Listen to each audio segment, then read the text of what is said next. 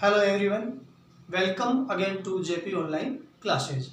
पिछले वीडियो में हमने पढ़ा था कि अंधी भिखारी को भिक्षा से में प्राप्त एकत्रित धन को सेठ के पास अमानत के रूप में रख देती है।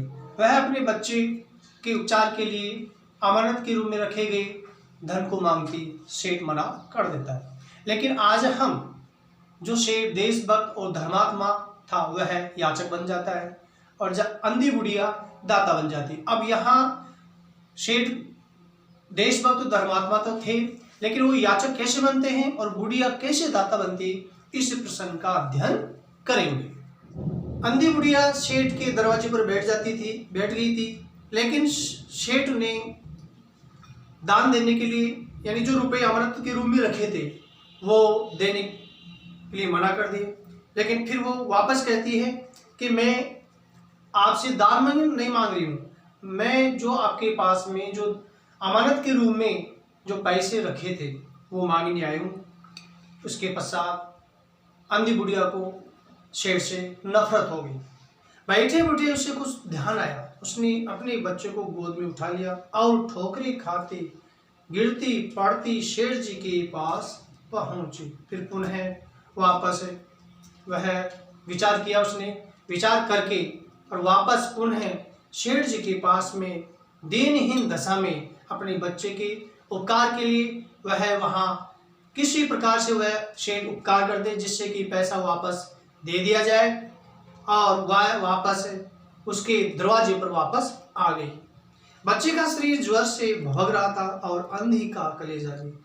बच्चे के तेज बुखार हो रहा था जिसके कारण से उसका पूरा शरीर तपन दे रहा था। इसी प्रकार अंधी बुढ़िया का जो कलेजा था वह भी व्याकुल हो रहा था, परेशान हो, अर्थात वह स्वयं व्याकुल हो रही थी, परेशान हो रही थी। एक नौकर किसी काम से बाहर आया, अंधी को बैठा देखकर उसने सेठ जी को सूचना दी। सेठ जी ने आज्ञा दी कि उसे भगा दो। अब जैसे ही वह वहां सेठ जी के द्वार के सामने आकर धरना दे गई और बैठ गई, तो तत्पश्चात उसी के बाद अंदर से नौकर बाहर आया। बाहर आते उसने देखा कि बुढ़िया वहां उस बच्चे को लेकर बैठी है और पूरा स्वरूप देखकर वह अंदर जाकर कहता है कि सेठ जी वह बुढ़िया वापस आ गई है और यहाँ बैठ गई।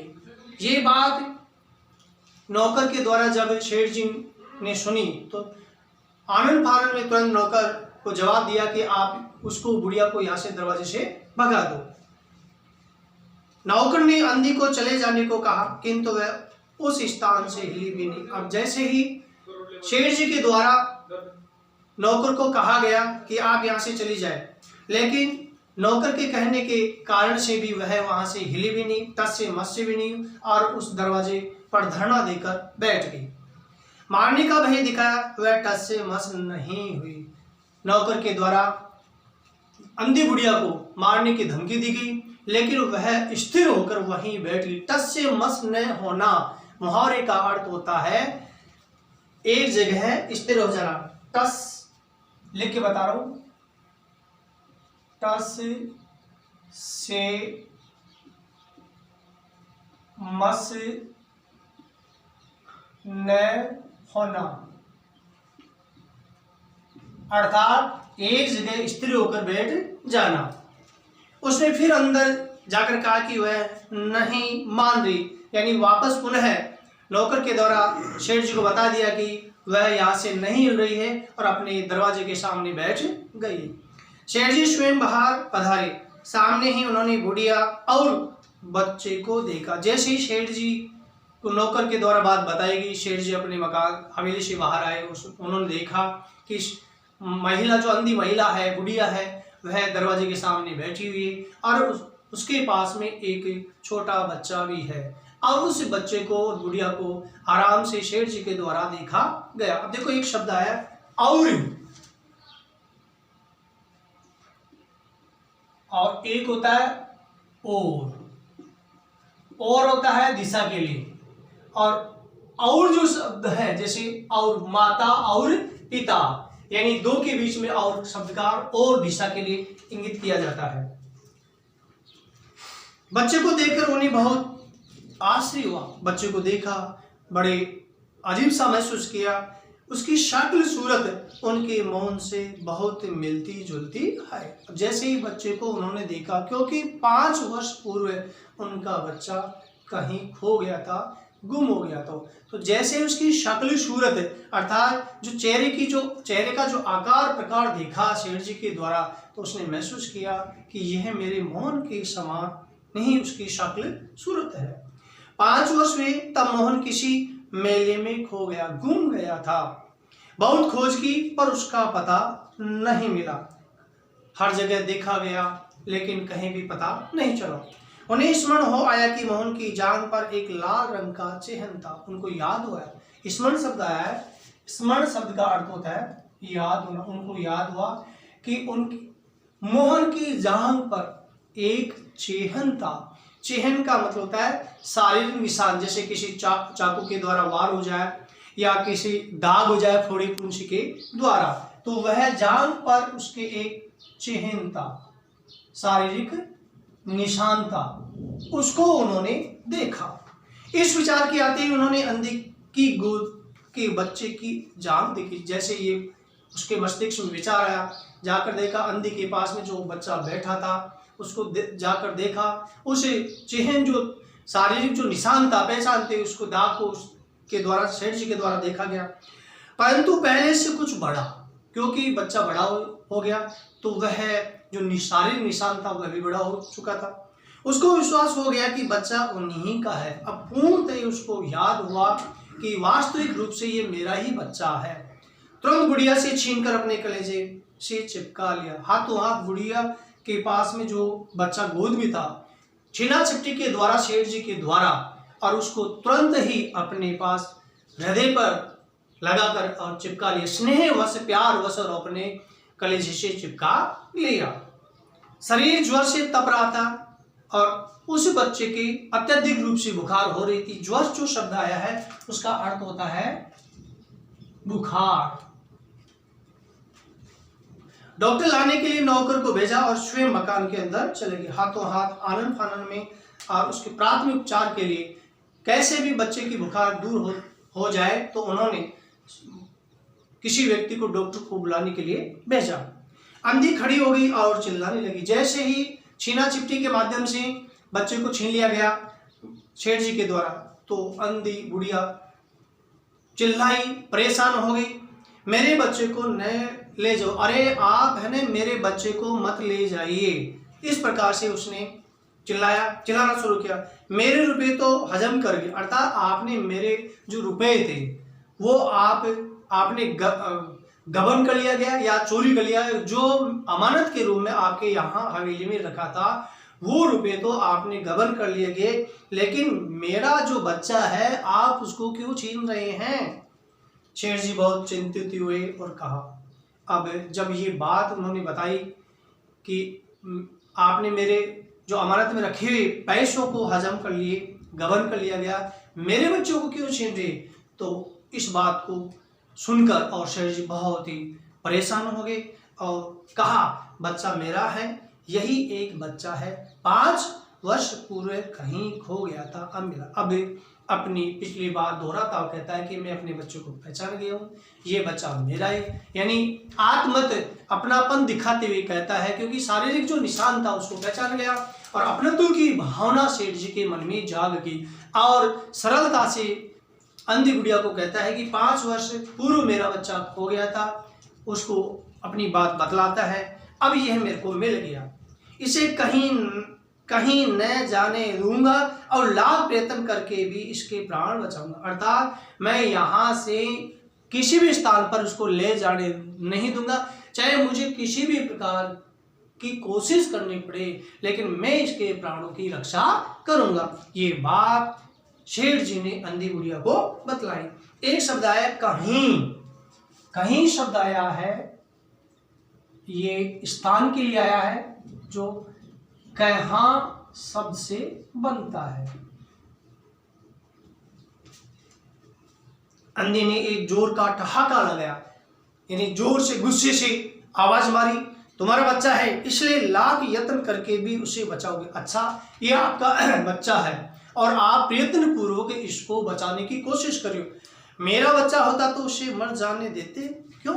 यदि मेरा बच्चा होता तो क्या आप उसको मर जाने देते? यह प्रश्न बुढ़िया ने और शेर जी को बतलाया। कहा, क्या क्या ये न्याय है आपका? यह आपका कोई न्याय पक्ष है? यह आपका न्याय, क्योंकि ये बच्चा तो आपका है तो इसमें आपकी अपनत्व है। यदि यही बच्चा मेरा होता तो क्या इसके किस प्रकार से अत्यधिक रूप से जो बुखार हो रही है, प्राथमिक उपचार के लिए क्या कोशिश करते? ये भी कोई मनुष्य का न्याय नहीं। इतने दिन खून पसीना एक करके उसको पाला है, अर्थात खूब मेहनत करके और इसका भरण पोषण किया है। खून पसीना एक करना एक मुहावरा है। खून पसीना एक करना, अर्थात खूब मेहनत करके इस बच्चे का भरण पोषण किया है। मैं उसको अपने हाथ में नहीं जाने दूंगी, अर्थात मैं मेरे हाथों से यहाँ आके यहाँ नहीं रहने दूंगी। अपनत्व की भावना अंधी बुढ़िया शेर जी के सामने व्यक्त करती है। शेर जी को अजीब दशा थी, शेर जी का बुरा हाल था। कुछ करते धरते बन नहीं पा रहा था कि अब मैं क्या करूं, किस प्रकार से अपने बच्चे को अपने पास में रखूं, क्योंकि वह बुढ़िया का जवाब ठीक तरह से दे भी नहीं पाया। और उसकी हाल जो है बुरा, अजीब दशा का अर्थ होता है बुरा हाल होना। कुछ देर वहीं मौन खड़े चुपचाप विचार करने लगे कि किस प्रकार से बुढ़िया से अपने बच्चों को ले लिया जाए, और विचारों में डूब गए। फिर मकान के अंदर चले गए, हवेली में चले गए। अंधी कुछ समय तक खड़ी रोती रही, फिर वह भी अपनी झोपड़ी की तरफ चल दी। अब वहां कुछ देर के लिए तो अंधी वहां खड़ी रही, उसके पश्चात वह वहां से चल दी झोपड़ी की तरफ। तरफ शब्द जो आया है, तरफ, नीचे ये एक निशान है, इसको गृहीत स्वर कहा जाता है, जिसको नुक्ता चिन्ह, तरफ, यानी ऐसे शब्द जहां जर्जरार पैदा हो वहीं नुक्ता चिन्ह लगाया जाता है। जो अरबी फारसी जो शब्द होते हैं वहां इसको गृहीत स्वर कहा जाता है। दूसरे दिन प्रातःकाल प्रभु की कृपा हुई, या दवा ने जादू का प्रभाव दिखा, हो सकता है भगवान की कृपा होगी, या प्राथमिक उपचार किया गया, जिसके कारण से मोहन का जो बुखार था वो धीरे धीरे उतर गया। होश आने पर उसने आंखें खोली तो सर्वप्रथम उसकी जुबान से निकला माँ, अर्थात जैसे ही उसको होश आया, सचेतन अवस्था में आया, तो उसने सर्वप्रथम अपने वाणी से ही निकला कि हे मेरी माँ, क्योंकि बच्चों को ममत्व की भावना जो है वो अच्छी लगती। माँ का प्यार जो है, हर बच्चों, वात्सल्य प्रेम जो है हर बच्चों के प्रति माता पिता का होता है। तो तुरंत ही उसकी वाणी से ये निकला कि हे माँ। चारों ओर अपरिचित शक्लें देखकर उसने अपनी नेत्र बंद कर लिया। अब वहां से अंधी बुढ़िया झोपड़ी तरफ जा चुकी थी, तो चारों तरफ उसने जो जानकार, जो चेहरे की जो शक्लें थी, आकार प्रकार, वह जानकार नहीं थी, चिर परिचित नहीं था, पहचान वाला था, वो देखकर उसने अपनी आंखें वापस बंद कर ली। उस समय उसका ज्वर फिर बढ़ना आरंभ हो गया। माँ, अपनी बुढ़ी माँ नहीं दिखाई देने के कारण से अपरिचित व्यक्ति चारों तरफ दिखाई दिए, इसके कारण से वह तुरंत ही अपनी जो महसूस किया गया कि माँ मेरी यहाँ नहीं है, अपरिचित शक्लें यहाँ कैसे हैं, तो वह गहरे सदमे में पहुंच गया और वापस उसके पुनः बुखार हो गया। माँ की रट लगी हुई थी और लगातार एक ही जुबान से रट लगा रहा था कि हे मेरी माँ, हे मेरी माँ।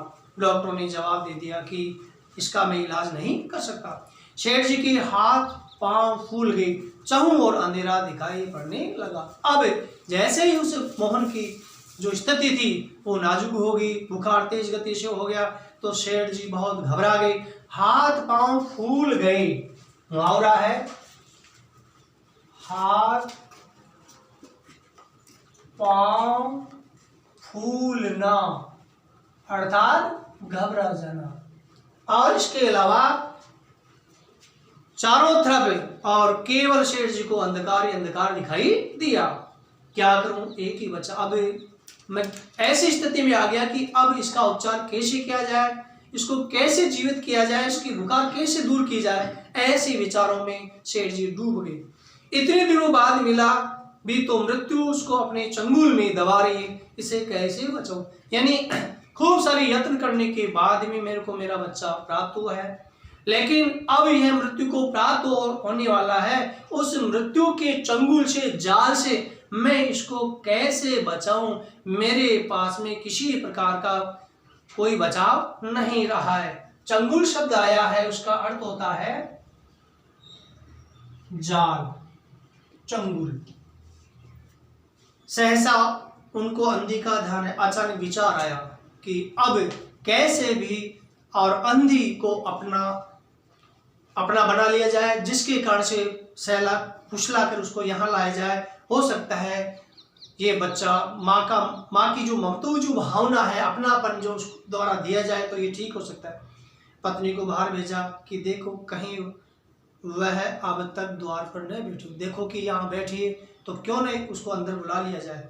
परंतु वह वहाँ कहाँ है, अर्थात वह वहाँ थी ही नहीं।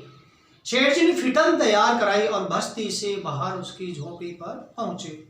अब हाथों हाथ तांगा अर्थात घोड़ा गाड़ी होती है, जिसको फिटन शब्द आया है, तैयार करवा दी गई और अंधी की झोपड़ी की तरफ उसको लाने के लिए फिटन को भेजा गया। फिटन जो शब्द आया है उसका अर्थ होता है तांगा, जिसमें घोड़ा जोत कर इसको चलाया जाता है। फिटन शब्द होता है तांगा या घोड़ा गाड़ी।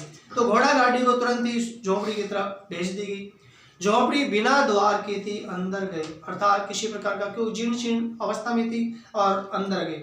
देखा अंधी एक फटे पुराने टाट पर पड़ी है और उसके नेत्रों से अश्रुधारा बह रही थी। अंधी विलाप कर रही थी बच्चे के कारण से, और एक फटी पुरानी जो चटाई थी वो बिछी हुई थी, उसके ऊपर लेटी हुई थी और उसकी आंखों से जल की जो धारा थी, आंसू की जो धारा थी, धीरे धीरे बह रही थी, अर्थात उस बच्चे के लिए वह विलाप कर रही थी। शेठ जी ने धीरे से उसको हिलाया, अर्थात झकझोरा। उसका शरीर भी अग्नि की भांति तप रहा था, अर्थात उसको भी अत्यधिक बुखार हो रही थी। शेठ जी ने कहा, बुढ़िया तेरा बच्चा मर रहा है। हाथों हाथ उसी आनंद फानंद में शेठ जी के द्वारा कहा कि हे बुढ़िया आपका बच्चा मर रहा है।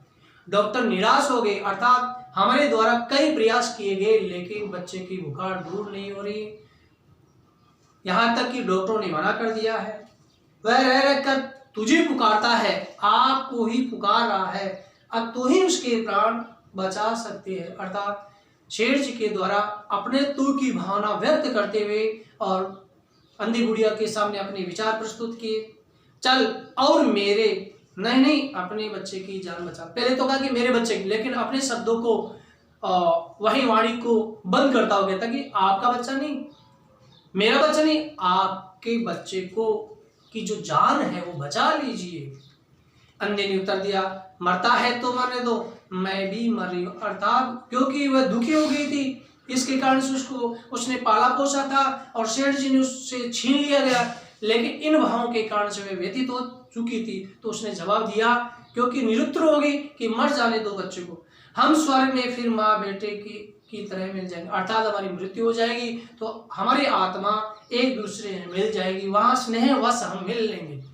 इस लोक में सुख नहीं है, अर्थात इस संसार में किसी प्रकार का सुख नहीं। जो मैं यहाँ देख चुकी हूँ वहां मेरा बच्चा सुख से रहेगा, वहां हम आनंद फानंद से रहेंगे, मैं वहां उसकी सुचारू रूप से सेवा करूंगी, अर्थात मैं अच्छी तरह से और उसकी ठीक तरह से वहीं सेवा करूंगी। सुचारू शब्द आया है ठीक तरह से या अच्छी तरह से,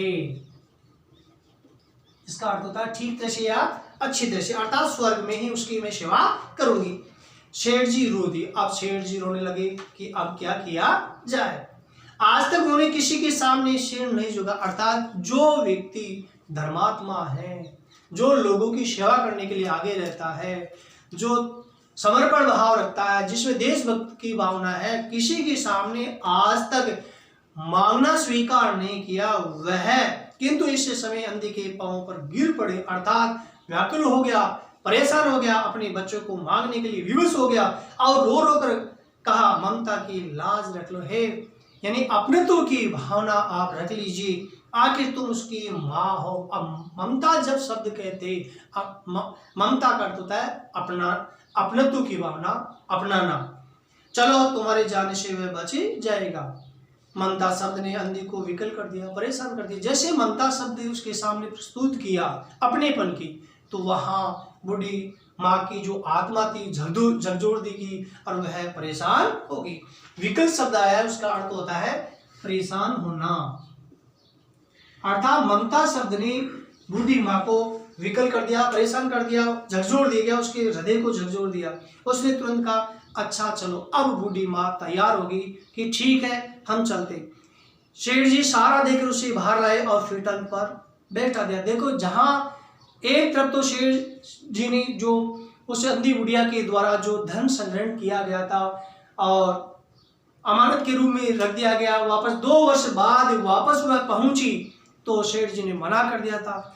आज विवश होकर और उस शेठ जी के द्वारा विवश होकर किस प्रकार से उसकी सहायता की जाए, क्योंकि यहाँ शेठ जी का स्वार्थ जो भाव है वह झलक रहा है। तो झोपड़ी से यहाँ सहारा देकर और तांगा या घोड़ा गाड़ी में उसको बिठाया गया। फिटन घर की ओर दौड़ने लगी और तेज गति से तांगा घर की तरफ आ गया। उस समय शेठ जी और अंधी भिखारी दोनों की एक ही दशा थी। स्थिति यही थी कि कैसे भी बच्चे को बचाया जाए। दोनों को यही इच्छा थी शीघ्र अति शीघ्र अपने बच्चे के पास पहुंच जाए, जल्दी से ही और बच्चे के पास पहुंचाया जा सके। कोठी आ गई, हवेली नजदीक आ गई। शेठ जी ने सहारा देकर अंधी को उतारा और अंदर ले गए।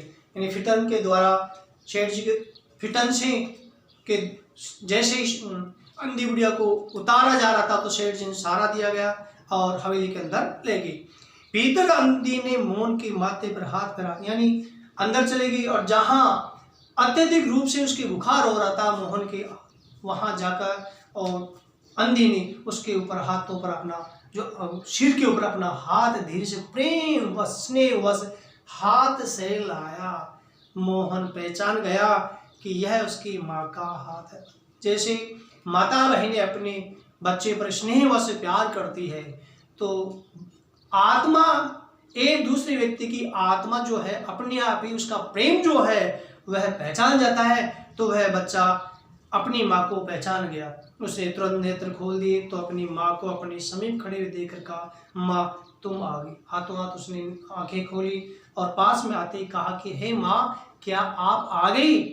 अंधी भिखारी मोहन के सिरहाने बैठ गई और जहाँ मोहन जिसे चारपाई पर लेटा हुआ था वहाँ सिर के पास में ही सिरहाना था, वहाँ पास में बैठ गई। मोहन का सिर अपनी गोद में रख लिया। उसको सुख का बहुत अनुभव हुआ। वह उसकी गोद में तुरंत सो गया। जैसे ही उस बच्चे को गोद में सुलाया गया, बच्चे ने भी सुख का अनुभव किया और स्वयं अंधी बुढ़िया ने भी आनंद का अनुभव किया और वह बच्चा अंधी बुढ़िया की गोद में सो गया। क्यों? क्योंकि आत्मवत यानी माँ के द्वारा वात्सल्य जो भाव है, प्रेम है, स्नेह का, वह बच्चे को मिल गया। दूसरे दिन से मोहन की दशा अच्छी होने लगी। धीरे धीरे उसकी स्थिति में सुधार होने लग गया और 10-15 दिन में वह बिल्कुल स्वस्थ हो गया। यानी माँ का जो प्यार मिला, स्नेह, उसके कारण से वह बच्चा ठीक हो गया। जो काम हकीमों का जो शानदार एक शब्द आया है, वैद्यों की पुड़िया और डॉक्टरों का मिक्सचर न कर सका वह अंधी कुशने में सेवा नहीं पूरा। जो शानदार एक शब्द आया, जो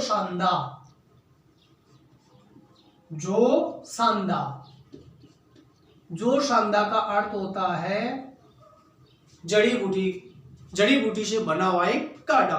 तो बताया जाता है कि जो ऐसा उपचार जो हकीमों का जड़ी बूटियों का काढ़ा, वैद्यों की पुड़िया और डॉक्टरों का मिक्सचर अर्थात मिश्रण काम नहीं कर सका, वह अंधी द्वारा दिया जाने वाला जो आत्मिक प्रेम है वह उसने पूर्ण कर दिया। अर्थात उसके ज्वर को दूर कर दिया गया। नीम, हकीम, वैद्य इत्यादि द्वारा दिए जाने वाला जो उपचार है वो बेकार हो गया और अंधी बुढ़िया का जो प्रेम वश दिया जाने वाला जो प्यार है उसकी सेवा के कारण से उस बच्चे का ज्वर तुरंत ही दूर हो गया। मोहन के पूरी तरह स्वस्थ हो जाने पर अंधी ने विदा मांगी। जैसे ही मोहन ठीक हो गया तो अंधी बुढ़िया ने शेठ जी से कहा कि मैं यहाँ से अब जाऊंगी। अलविदा होने के लिए कहा शेठ जी ने बहुत कहा कि वह उन्हीं के पास रह जाए। शेठ जी ने निवेदन किया कि आप हमारे पास में रहिए, परंतु वह सहमत नहीं, स्वीकार नहीं किया कि मैं यहाँ नहीं रहूंगी। विवश होकर विदा करना पड़ा, मजबूर होकर शेठ जी को यहाँ से उस बुढ़िया को विदा करना पड़ा। जब वह चलने लगी तो शेठ जी ने रुपयों की एक थैली उसके हाथ में दे दी, जो अमानत गबन के रूप में उसने रखी थी। हाथों हाथ शेठ जी को स्मरण हो आया और वह थैली जो सुबह और शाम मंदिर के सामने खड़ी होकर अंधी बुढ़िया के द्वारा पैसे जो एकत्रित किए गए थे अमानत के रूप में रखी हुई थी, हाथों हाथ शेठ जी के द्वारा उसके हाथ में देने की चेष्टा की गई। अंधी ने पूछा इसमें क्या है? अंधी के द्वारा पूछा कि इसमें क्या है? शेठ जी ने कहा इसमें तुम्हारी धरोहर है, अर्थात एक भिक्षा से प्राप्त जो धनराशि है एकत्रित की गई वह धनराशि अमानत इसमें है। तुम्हारे रुपए मेरा वह अपराध। अपराध इसलिए क्या कहा गया था कि जब बच्चा बीमार हो गया 2 वर्ष के बाद अंधी बुढ़िया के द्वारा इलाज के लिए पैसे मांगने गई थी, तो उसने मना कर दिया था कि मेरे पास में किसी प्रकार की धरोहर नहीं। क्यों? क्योंकि उसने गबन के रूप में उन पैसों को अपने पास में रख लिया था। क्योंकि सेठ लोग, साहूकार लोग पहले गरीब लोगों का शोषण किया करते थे, तो वह स्वयं के लिए अपराध बताया सेठ जी ने। अंधी ने बात काट कर कहा, यानी उसकी बात को काट दिया गया, अर्थात बात नहीं मानी। ये रुपए तो मैंने अपने मौन के लिए संग्रह किए थे, उसी को दे देना। अर्थात ये जो रुपए है एकत्रित किए थे ये मेरे लिए नहीं, मैंने मेरे बच्चे के भरण पोषण के लिए रखे थे, इकट्ठे किए थे, आप उसी को दे दीजिए।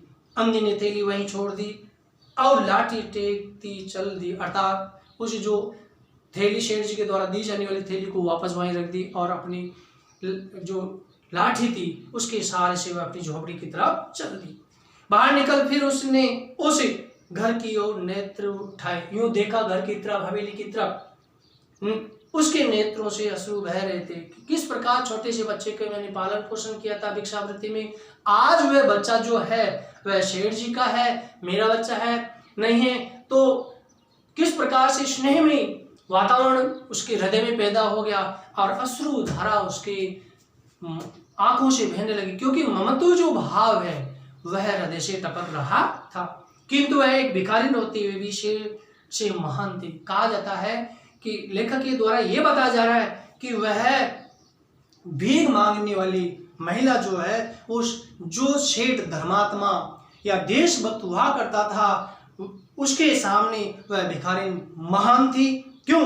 इस समय सेठ याचक था और वह दाता थी।